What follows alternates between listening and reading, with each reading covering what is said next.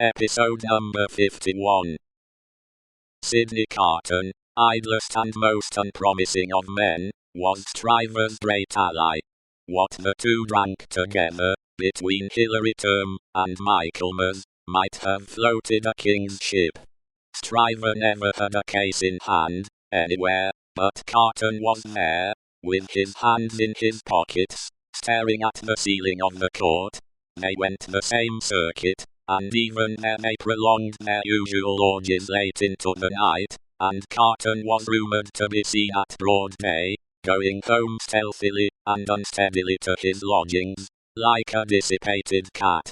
At last, it began to get about, among such as were interested in the matter, that although Sydney Carton would never be a lion, he was an amazingly good jackal, and that he rendered suit and service to Stryver in that humble capacity.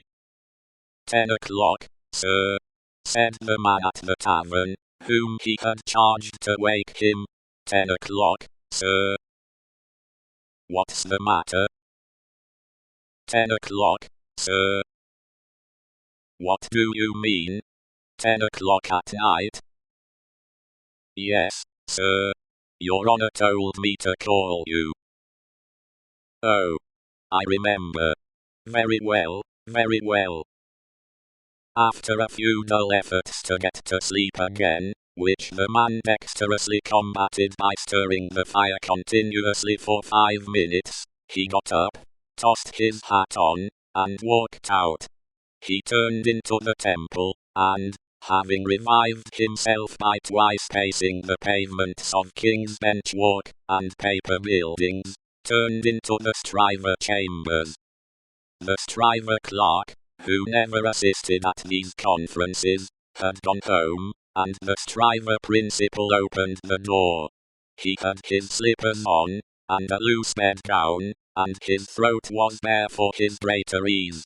He had that rather wild, strained, seared marking about the eyes, which may be observed in all free livers of his class, from the portrait of Jeffreys downward, and which can be traced, under various disguises of art, through the portraits of every drinking age. You are a little late, Memory, said Stryver. About the usual time. It may be a quarter of an hour later. They went into a dingy room lined with books, and littered with papers, where there was a blazing fire.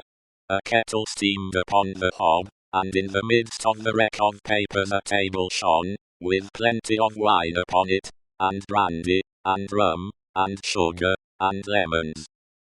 You have had your bottle, I perceive, Sydney. 2 tonight, I think. I have been dining with the day's client, or seeing him dine, it's all one. That was a rare point, Sydney, that you brought to bear upon the identification.